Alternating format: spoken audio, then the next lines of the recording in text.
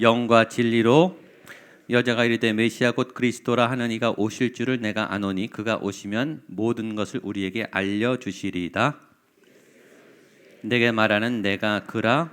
이때 제자들이 돌아와서 예수께서 여자와 말씀하시는 것을 이상히 여겼으나 무엇을 구하시나이까? 어찌하여 그와 말씀하시나이까? 묻는 자가 없더라.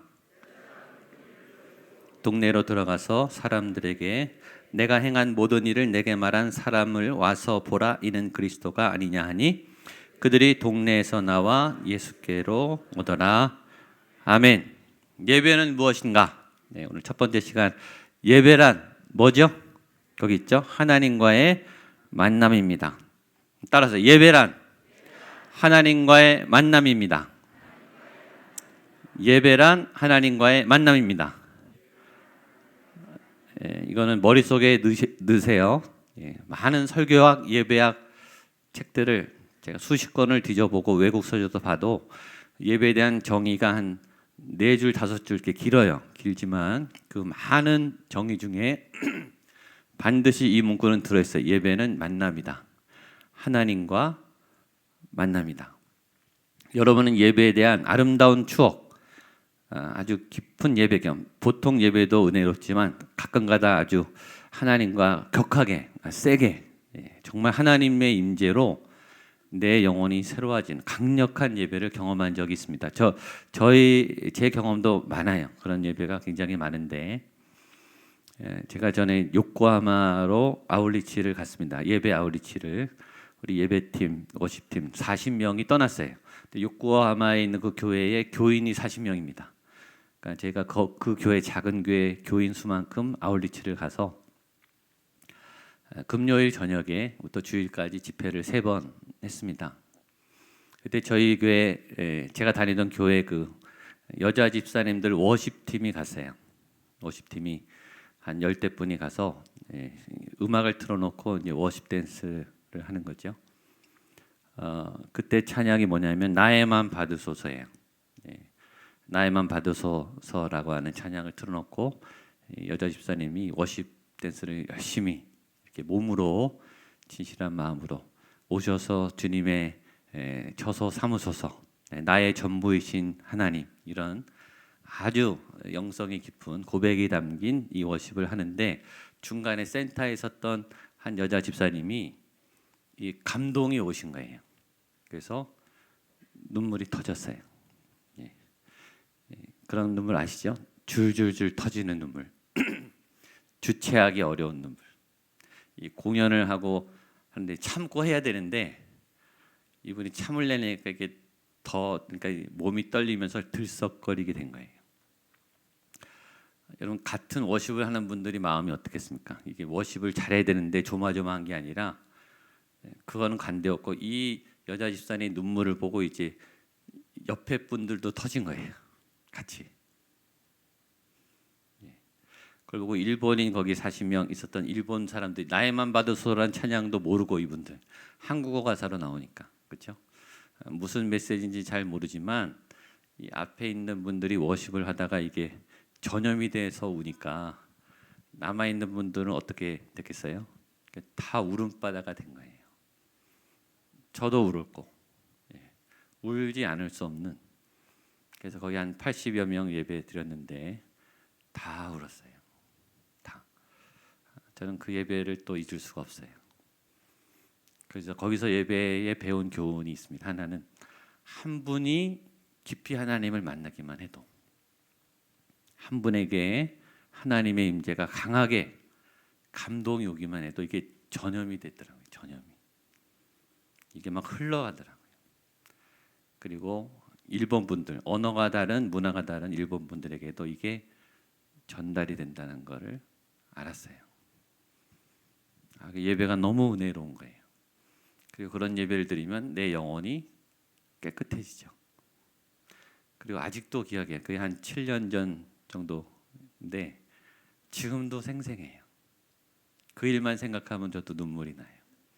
그 집사님 생각이 나. 그리고 그 집사님이 고마운 거예요. 그분이 터뜨리셔가지고 울어주셔서 이게 은혜의 시작이 된 거예요. 저는 우리 찬양대가 그런 찬양을 좀 했으면 좋겠어요.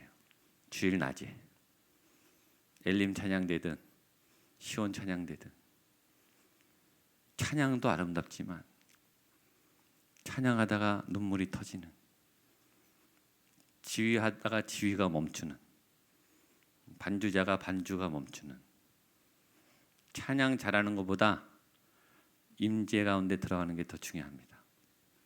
그게 더 중요해요. 만남은 사건이 일어나요.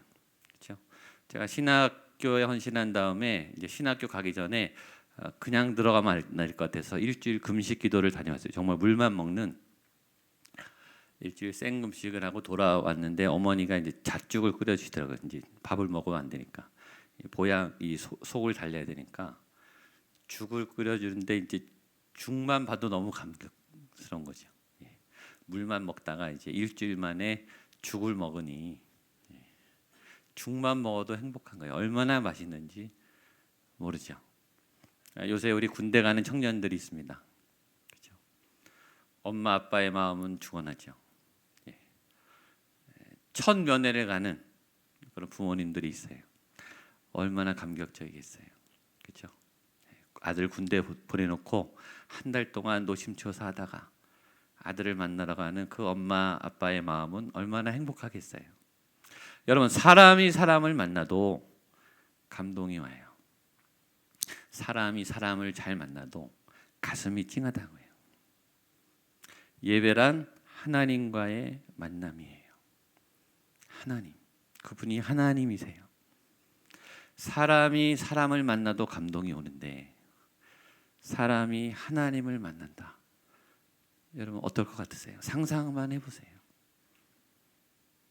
멀쩡히 제정신으로 하나님을 만날 수 있을까? 정말 제대로 된 예배라면 내 이성이, 내 경험이 이 온전한 이 몸으로 멀쩡하게 하나님을 만날 수 있을까요? 하나님은 어마어마한 분이신데 제 상식으로 제대로 하나님을 만나면 다 기절해야 맞습니다. 기절해야 돼요. 우리 하나님을 감당할 만한 사람들이 아니에요. 근데 우리는 기절하지 않는단 말이죠. 멀쩡해요. 깔끔해요. 저는 그런 예배보다 정말 하나님을 만나서 감동하는 예배를 사모합니다. 그게 만남이에요. 거기 정의했습니다. 만남이란 장소, 시간, 대상, 방법을 초월한다. 이게 제가 정의하는 예배의 정의. 예배란 장소를 초월해. 성전에 하나님이 계시죠. 그러나 하나님은 성전에만 계신 게 아니고 하나님이 계신 곳이 성전이에요. 이 건물은 예배당이죠. 예배를 위한 그냥 공간이에요. 이건 건물이에요. 성전이 아니고 주일날 공식적으로 드리는 이 예배 공간은 거룩한 장소입니다. 그러나 예배당 안에서만 하나님이 임재하시는가? 아니에요. 여러분의 사무실, 학교, 집, 길거리, 차, KTX 어디든지 여러분이 하나님을 만나는 장소가 성전이에요. 예배는 장소를 초월한다. 어디서나 예배는 가능하다. 장소가 중요한 게 아니에요. 무슨 교회 다니냐가 중요한 게 아니에요. 중요한 거는 거기서 하나님을 만나고 있느냐. 그게 중요한 거예요. 두 번째, 시간을 초월해. 주일날 새벽 기도 시간, 정규 예배 시간, 저녁 예배 시간 중요하죠. 하나님은 약속의 하나님이기 때문에 약속한 곳에 오세요. 이곳에 오신 줄로 믿습니다. 약속을 했으니까 오시죠. 그러나 하나님은 24시간 일주일 내내 우리와 함께 하세요. 여러분이 하나님과 함께한 시간은 거룩한 시간이에요. 그 시간이 예배 시간이죠. 삶의 예배의 시간이죠. 저는 여러분들이 시간을 거룩하게 하게 되기를 축복합니다. 그래서 예배자들은 장소를 다스릴 능력이 있어요. 그 사람이 가면 거기가 거룩해지는 거예요. 그렇죠? 그 장소가 좋아서가 아니라 그 사람이 가면 거룩해지는 거예요. 장소를 다스리세요. 사무실에 가서 선포하세요. 이 땅이 하나님의 땅이다. 이 공간이 하나님의 공간이고 이 시간이 하나님의 시간이다. 시간과 장소를 다스릴 수 있어요. 세 번째, 대상을 초월해. 누구든지 예배할 수 있습니다. 나이를 초월하고 지역을 초월하고 신분을 초월해요. 하나님 앞에서는 다 예배자예요. 부자든 가난하든 나이가 많든 적든 학위가 높든 낮든 지위가 많았든 경험이 많았든 경험이 작든 상관없이 그 사람의 출신과 성분이 중요한 게 아니라 그 사람이 지금 하나님을 만나고 있는가가 중요해요. 그 사람이 예배자예요.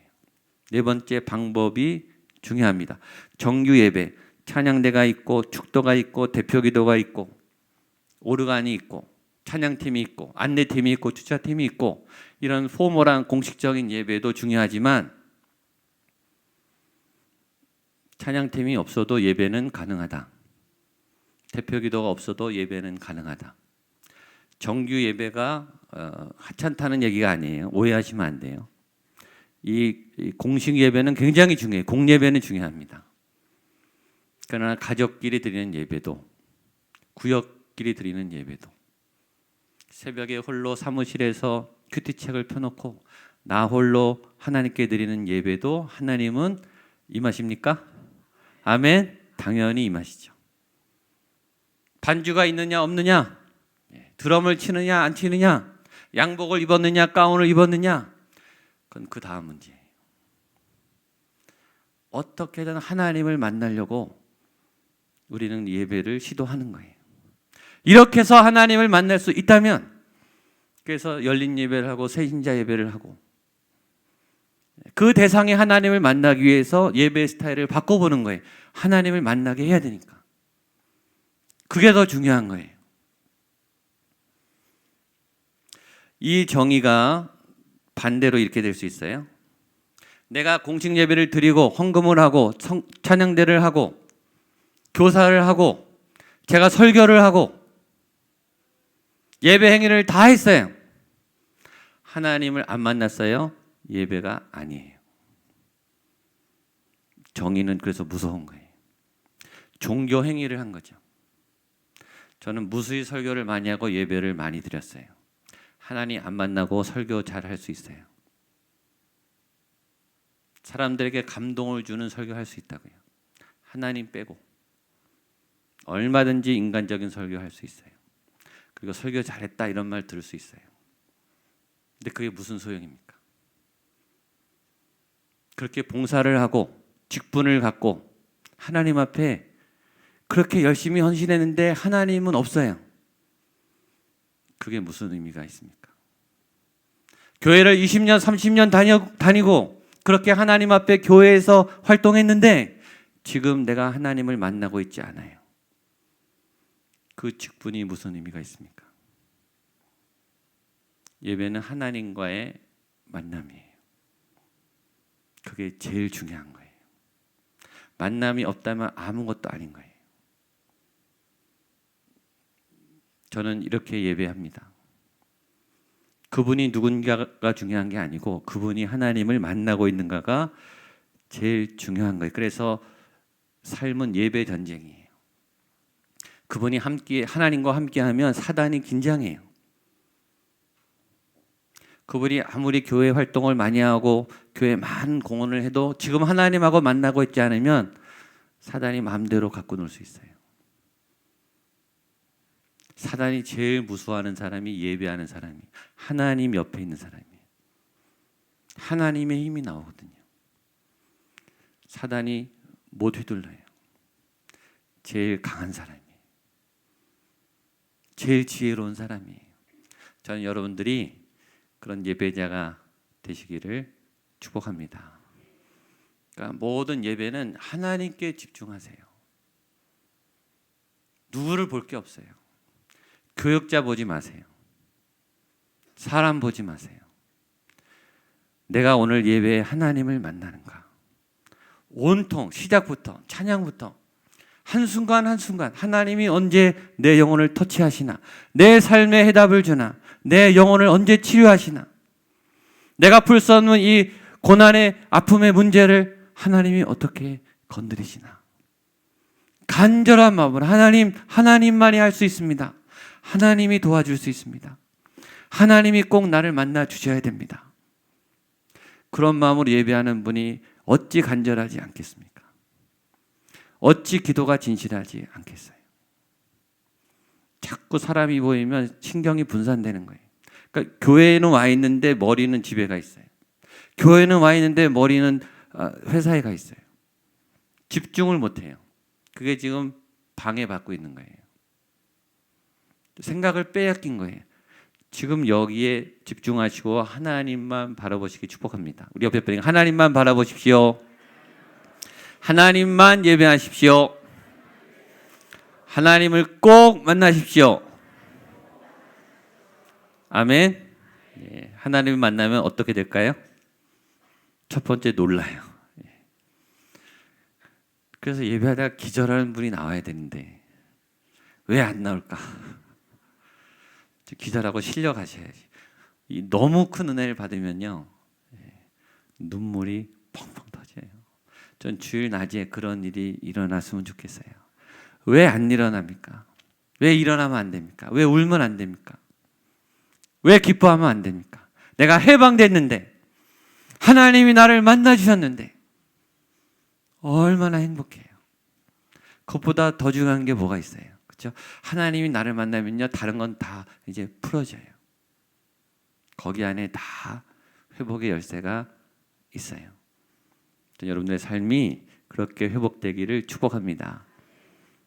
그래서 저희 교회는 계속 이런 예배를 향해 나아갈 거예요. 완벽하지 않겠지만, 또 연약하지만 하나님만을 향해, 예수님만을 향해 십자가 보혈의 능력이 나타나는 그런 살아있는 주님이 임재하는 예배가 되기를 축복합니다. 근데 오늘 이 여인이 이 예수님을 만난 거예요. 예수님을 정통으로 만났어요. 예수님 만날 때 정통으로 만나세요. 비스듬히 만나면 변하다 말아요. 적당히 변하고 싶어서 비스듬히 만나요. 은혜도 적당히 받고 싶어요. 그럼 받으려면 완전히 받으세요. 완전히 변하는 게 좋습니다. 오늘 여인처럼 이 여인이 예수님을 만나기 전에 우리 성경을 좀 펴놓으시고요. 상태가 별로 안 좋았습니다. 몇 가지 거기에 있지만 첫 번째, 이 여인의 상태는 굉장히 외로운 여인이었습니다. 단절된 여인이었습니다. 현대인들은 외로워요. 현대인들이 외로운 이유는 사람이 없어서가 아니라고 했어요. 만날 사람도 있고 밥 먹을 사람도 있고 미팅도 많고 스케줄도 많은데 외로워요. 마음을 나눌, 내 진심을 알아줄, 나의 고민을 상담할 수 있는, 내가 생각한 꿈과 나의 소중한 진실을 나눌 때 맞장구 쳐주고 격려해주고 힘들 때 기댈 수 있는 그런 만남이 없기 때문에 외로워요. 미팅은 많은데 특별히 내가 어려울 때 기억해주는, 내가 좋을 때 기억해주는 사람이 없을 때, 여러분의 핸드폰이 하루 종일 한 번도 안 울릴 때 힘들죠. 생일인데 아무도 연락이 없어요. 아무도 밥 먹자고 안 해요. 3일 동안 핸드폰에 아무 벨도 안 울리면 어떻게 될까요? 상상도 하기 싫죠. 이 여인이 그랬어요. 아무도 없었어요. 정말 불쌍한 여인이죠. 이렇게 외로움이 반복되면 스스로 폐쇄해요. 자존심이 상해서. 왜냐면 아무도 안 만나주니까. 너 나한테 전화 안 해? 나도 안 해. 너 나 안 찾아와? 나도 안 찾아가. 그래서 자기가 미리 연락을 끊어요. 못 만나게. 왜냐하면 너무 많이 거절됐으니까. 여기 가도 안 받아주고 저기 가도 안 받아주고 아무도 나를 안 받아주니까 내가 버림받았다는 생각은 싫고, 그러니까 내가 니네를 버렸다 이렇게 하는 거죠. 폐쇄의 삶으로 들어가요. 그때부터 혼자 다니기 시작합니다. 요새 이런 분들이 많아요. 혼자 산다, 명분은 좋은데 불쌍한 거예요. 사실은 폐쇄적인 삶을 삽니다. 이 여인은 이름이 나오지 않아요. 존재감이 없죠. 무명의 여인이에요. 이름이란 존재를 나타내요. 성경에는 많은 이름들이 나와요. 근데 이 여인의 이름은 없어요. 존재는 있는데 존재감이 없는, 있으나 마나 나 같은 사람은 아무것도 아니다라고 느꼈던 아주 불쌍한 여인입니다. 이 여인의 대화 속에 보면 뭔가 선입감과 좌절감이 있어요. 나는 사마리아 여인이에요. 나는 여자예요. 나는 사마리아인이에요. 라고 하는 어떤 선입감. 당신이 남자인데 왜 나한테 말을 걸죠? 라고 하는 자기 기준, 자기 선입감, 부정적인 선입감. 나는 이래서 안 되고 이래서 못하고 저래서 안 되고 라고 하는 자기의 틀이 굉장히 강해요. 그 틀이 자기를 자꾸 가두는 거죠. 그 다음에 이 여인은 원망이 많아요. 나는 사마리아인이니까, 유대인이 아니니까 예배할 수 없어요. 이런 거죠. 나는 여자이기 때문에 남자와 같은 혜택이 없어요. 자기는 속으로 굉장히 동경하는데 누군가는 걸 갖고 있어요. 한없이 부러운데 자기는 없어요. 그러니까 계속 원망과 탓을 하죠. 누구 때문이에요? 이것 때문에 안 돼요. 이유가 많고 변명이 많고 탓이 많고 원망이 많고 부러움이 많고, 부러움이 많으면 분노가 많아요. 좌절을 많이 했기 때문에. 나는 그렇게 하고 싶은데 못했는데 저 사람은 했어요. 마음에 부글부글 올라와요. 분노가 많아요. 여러분, 분노를 다스리셔야 돼요. 분노의 사단이 침투합니다. 두 번째, 이 여인은 지탱해줘야 될 상실입니다. 여러분, 지금 상태가 힘든데 그 상태보다 더 위기는 도움이 없을 때예요. 지금 아파서 고통으로 막 몸이 떼글떼글 구르는데 그것도 힘들잖아요. 근데 약이 없어요. 그러면 더 힘들어요. 병원에 갔어요. 의사가 없어요. 그럼 더 힘들죠. 그렇죠? 지금도 힘든데 도움의 채널이 없을 때 더 힘든 거예요. 지금 위기가 왔어요. 알아요. 지금 빠져나가야 되고 극복해야 되는데 수단이 없어요. SOS 할 사람이 없어요. 그러면 더 위기예요.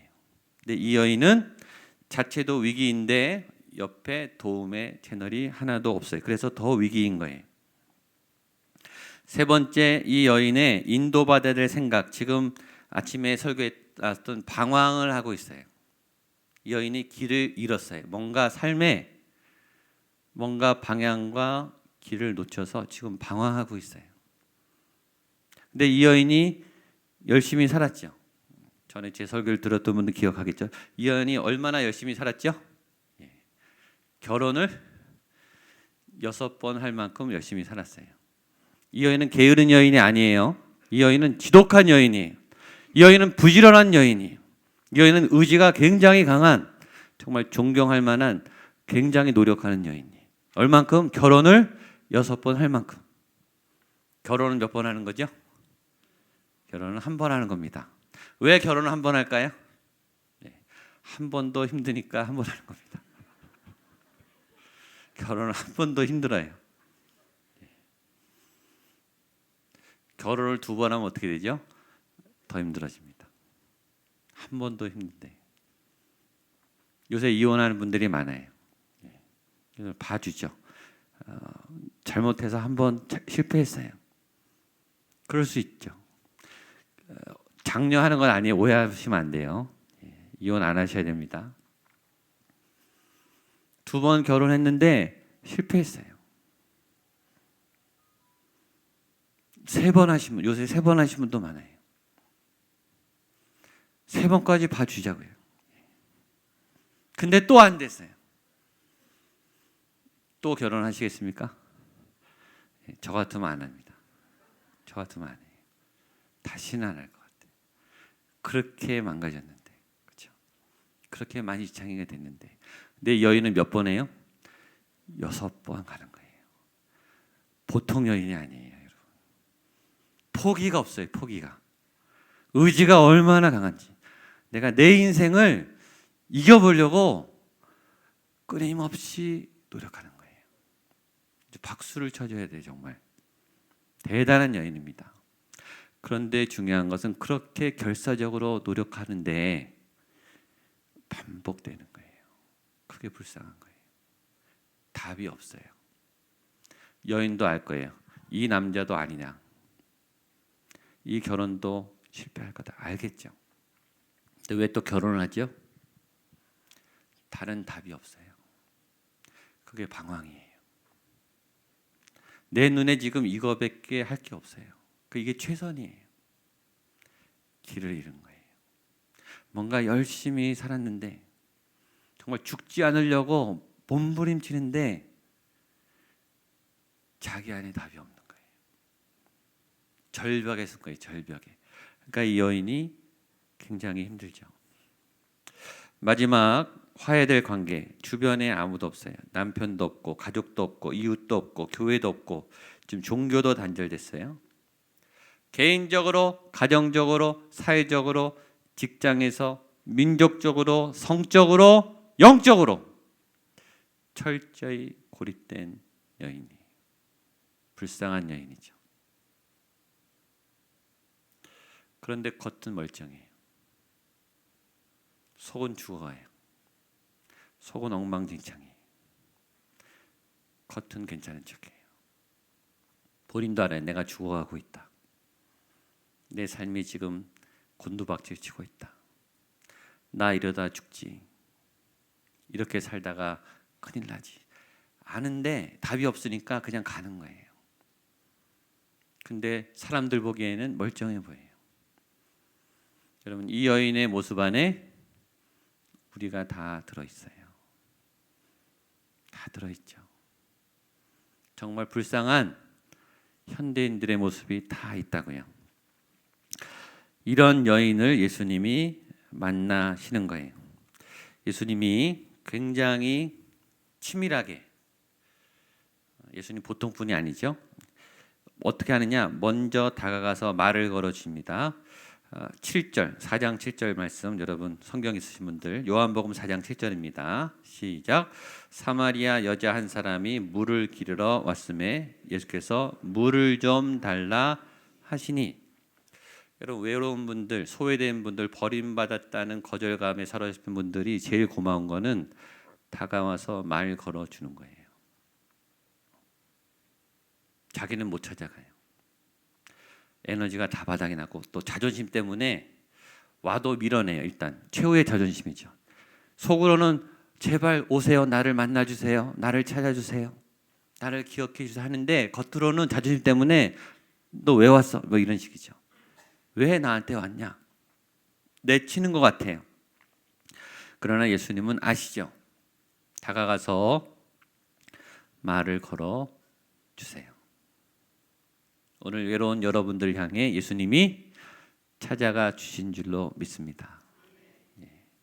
버려지지 않았어요. 지금 여러분이 혼자 있는 것을 기억하시고 여러분들을 만나러 오신 줄로 믿습니다. 그런데 말을 거는데 이 말의 내용이 기가 막힌 거예요. 물을 달라는 거예요. 이 여인이 뭐하러 왔죠? 물 뜨러 왔어요. 지금 문제는 어떻든 지금 당장 급한 건 물이에요. 지금 물에 관심이 있어요. 그래서 결사적으로 지금 나왔잖아요. 지금 당장의 목표는 물인데 내가 물에 지금 관심이 있는데 예수님이 뭘 물어요? 물을 얘기하는 거예요. 이게 공감이죠. 터치하는 거예요. 너 돈에 관심 있니? 나도 돈에 관심 있어. 너 자녀에게 관심 있니? 나도 자녀에게 관심 있어. 너 건강에 관심 있니? 나도 그래. 여러분, 주님이 관심이 없는 게 어디 있어요? 다 주님이 만들었는데. 그리고 주님은 모든 거에 마스터세요. 전문가에 다 알아요. 솔루션을 다 알아요. 그래서 주님이 답을 주시는 거예요. 13절 14절입니다. 보겠습니다. 시작. 예수께서 대답하여 이르시되 이 물을 마시는 자마다 다시 목마르려니와 내가 주는 물을 마시는 자는 영원히 목마르지 아니하리니 내가 주는 물은 그 속에서 영생하도록 솟아나는 샘물이 되리라. 아멘. 너가 지금 물을 찾고 있는데 그 물은 또 목마른 물이야. 우리의 해법은 또 목말라요. 우리의 자녀를 향한 대책은 목말라요. 우리의 회사와 재정에 대한 대책은 또 목마르죠. 우리의 인간관계에 대한 대책은 목말라요. 근본적인 해결이 되지 않아요. 예수님은 목마르지 않은 근원의 문제를 해결해 주죠. 이 물을 먹으면 돼. 여러분의 자녀의 문제에 대한 해법을, 정확한 정답을 주님이 주십니다. 돈에 대한 고민에 대한 결정적인 영적인 해법을 주님이 주실 줄로 믿습니다. 주님이 진짜 답이세요. 주님은 굉장히 구체적으로 현실적으로 지금 여러분이 해결할 수 없는 그러나 너무 중요한 여러분의 물의 문제를 해결해 주십니다. 그걸 여기서 받아가셔야 돼요. 그걸 말씀에서 찾으셔야 돼요. 말씀을 통해 하나님이 여러분의 자녀의 문제, 건강의 문제, 돈의 문제, 직장의 문제, 진로의 문제, 비전과 사명의 문제 다 답을 주세요. 전 여러분들이 거기서 답을 얻게 되기를 축복합니다.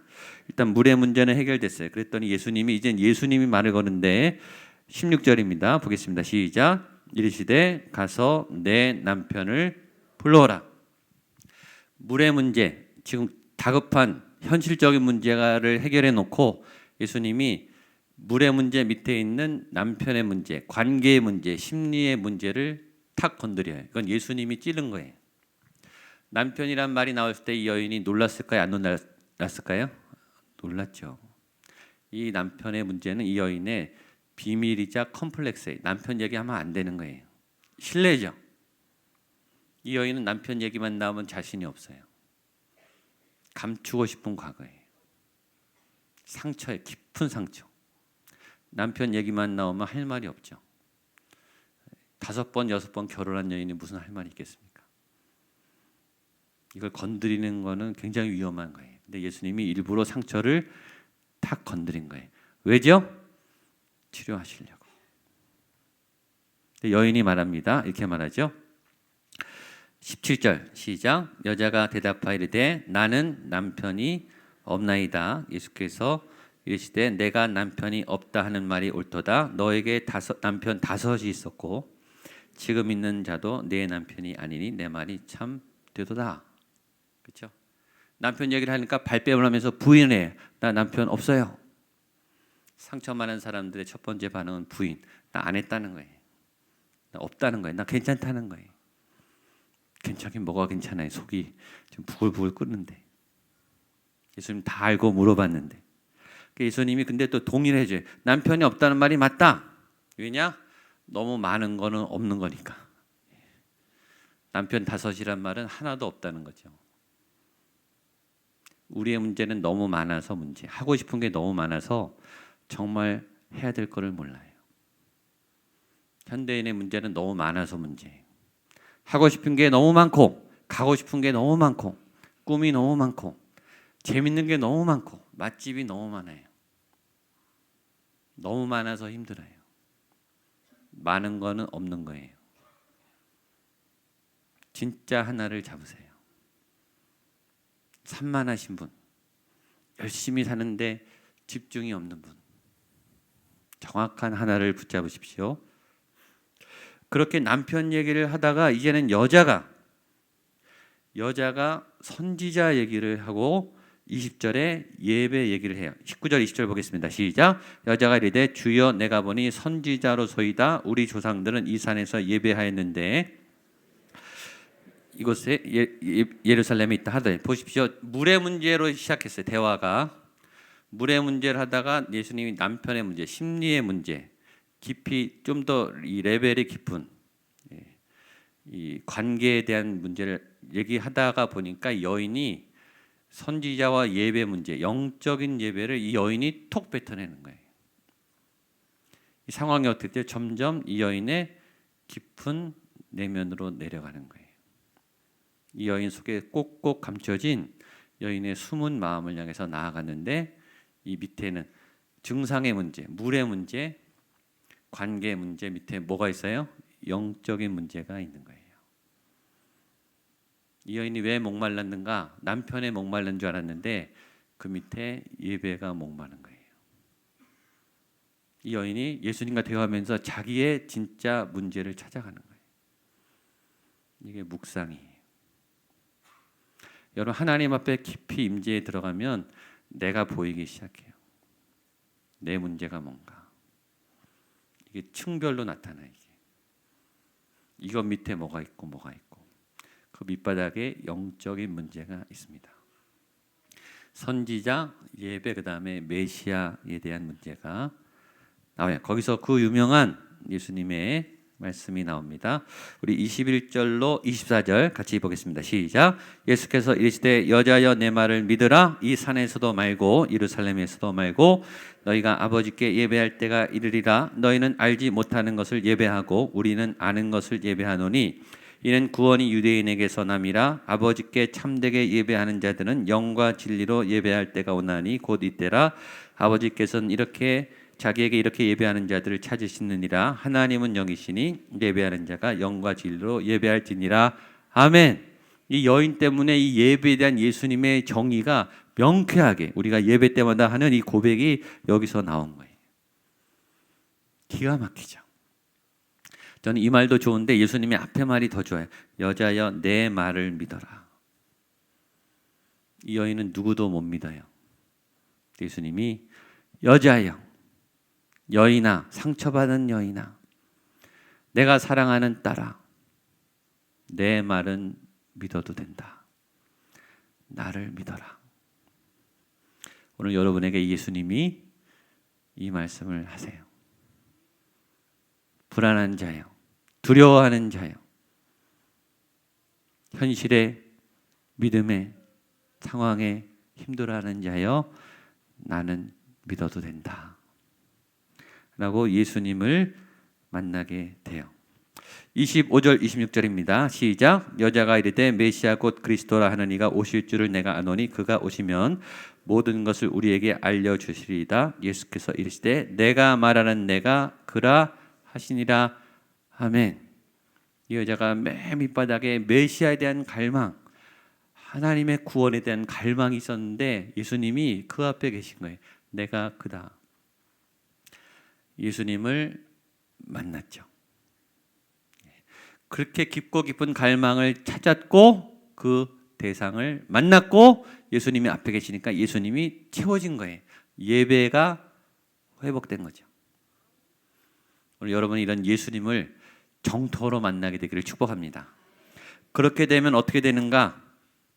삶의 변화가 있습니다. 교제의 뜻 세 가지. 자, 마지막 말씀 보겠습니다. 28절로 30절입니다. 같이 읽겠습니다. 시작.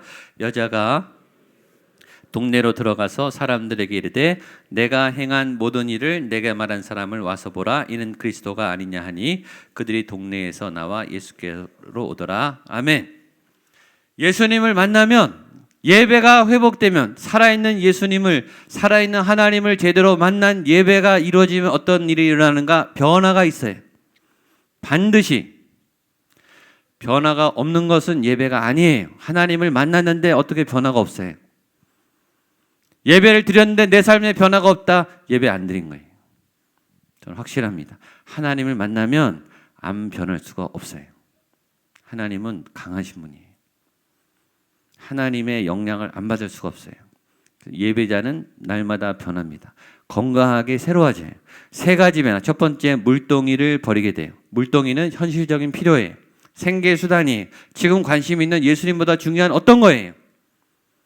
가차없이 버립니다. 왜냐? 예수님을 만났기 때문에. 다 채워졌어요. 꽉 찼어요. 그래서 물동이는 더 이상 필요하지 않은 거예요. 우리의 물동이, 우리는 왜 예배를 드려도 물동이를 못 버리는가? 당연한 결론이죠. 하나님으로 꽉 차지 않았다는 거예요. 아직도 세상을 못 버리고 세상의 자리를 못 버리고 세상의 때를 못 버리는 이유는 예배가 제대로 되지 않았다는 말이에요. 하나님으로 인해 꽉 차지 않았다는 거예요. 하나님으로 꽉 차면 미련 없이 버리게 돼요. 포기가 쉬워요. 아깝지 않아요. 왜냐? 더 좋은 걸 가졌는데. 그렇죠? 더 좋은 거 가지면 그 전에 덜 좋은 건 버리게 돼 있어요. 헌신하라고 말할 필요 없어요. 자기가 알아서 헌신해요.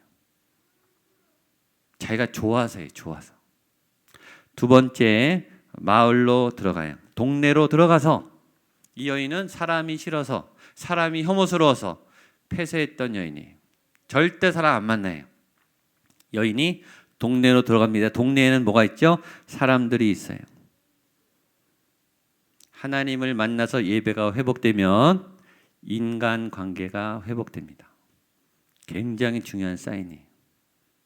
하나님을 만났는데도 계속 믿다? 하나님 만난 거 아니에요. 하나님 만났는데 용서가 안 된다? 하나님 안 만난 거예요. 하나님을 제대로 만난 사람은 사람을 사랑하게 돼 있어요. 사랑하지 않을 수 없어요. 내 안에 흘러넘치거든요. 내가 이미 많이 받았거든요. 사람을 좋아하게 돼요. 사람을 존경하게 돼요. 사람을 배려하게 돼요. 여러분들이 다른 사람에게 어떻게 하는지를 보면 그 사람이 하나님 만났는지 안 만났는지 바로 알아요. 저 사람 아직 하나님 안 만났네. 봉사를 잘하는 게 중요한 게 아니에요. 다른 사람에게 어떻게 대하는가, 다른 사람을 배려하는가, 다른 사람을 존중하는가, 다른 사람들에게 희망과 긍정을 주는가, 다른 사람들에게 희생하는가. 교회 안 다니는 사람도 알아요. 저 사람 예수님 제대로 믿는구나. 사람들과의 관계를 보면 알아요. 그러니까 하나님을 예배하게 되면 우리의 인간관계가 변하는 거예요. 세 번째, 사역을 합니다. 와 보라 이는 그리스도가 아니냐. 예수님을 전도해요. 여러분, 이 지역은 사마리아 지역이에요. 이 여인이 예수님을 처음 전도한 여인이 됩니다. 이 여인 때문에 사마리아 땅이 복음화가 시작돼요.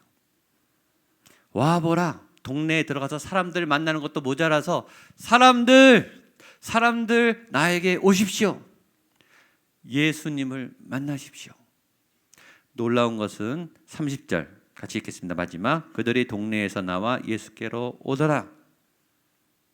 이 여인은 예수님을 만나고 예수님을 믿었는데 동네 사람들은 여인의 말만 믿고 예수님을 믿었어요. 놀랍지 않습니까? 왜냐? 이 여인이 변한 걸 알기 때문에. 여러분이 변하면 여러분을 보고 사람들이 예수님을 믿어요. 이게 전도예요. 이게 사역이에요. 여러분, 이 여인을 예수님이 시켰나요? 너 가서 전도해와? 압박을 줬나요? 천만의 말씀이에요. 자기가 좋아서 하는 거예요. 사역은 자기가 좋아서 하는 거예요. 자기가 행복해서 하는 거예요. 즐거운 헌신이에요. 기쁨의 헌신이에요. 이게 사역자의 태도예요. 그리고 제가 꼭 이 말을 하죠. 누가 이 여인의 예배를 막을 수 있겠습니까? 누가 이 여인의 행복을 빼앗을 수 있겠어요? 이 여인은 아무도 못 말려요. 이제 예수님과 함께 가는 거예요. 이것이 예배의 능력입니다. 기가 막히지 않습니까? 이게 예배예요. 예배는 이런 거예요. 저는 여러분이 이런 예배를 매일 드리기를 축복합니다. 여러분, 매주 우리 교회가 이렇게 예배드리면 무슨 일이 일어나겠어요? 보통 일이 아니에요. 교회가 그런 만남이에요. 이 하나님은 교회에 대한 이 엄청난 에너지를 주신 거예요. 엄청난 힘을 주신 거예요. 이런 예배자들이 일어나면 무서운 거예요, 여러분. 진짜 불이 일어나는 거예요. 아까 제가 처음에 말했죠. 한 사람만 제대로 예배드려도 그 공동체가 다 은혜 받는다니까요. 이게 불이요, 삽시간에 번지는 거예요. 예배의 불이, 믿음의 불이. 저는 이 불이 일어나게 되기를 축복합니다. 여러분 때문에 구리시가 불타오르기를 축복합니다. 가능할까요? 아멘. 하나님이 하시면, 그렇죠? 그런 행복한 기쁨의 능력이 있는 예배자가 되시기를 축복합니다. 일어나서 우리 찬양하겠습니다. 나는 예배자입니다. 우리 말씀을 기억하면서 예수님, 내가 그런 예배자가 되겠습니다. 예수님이 찾으시는 한 사람의 예배자가 되겠습니다. 내가 예배자로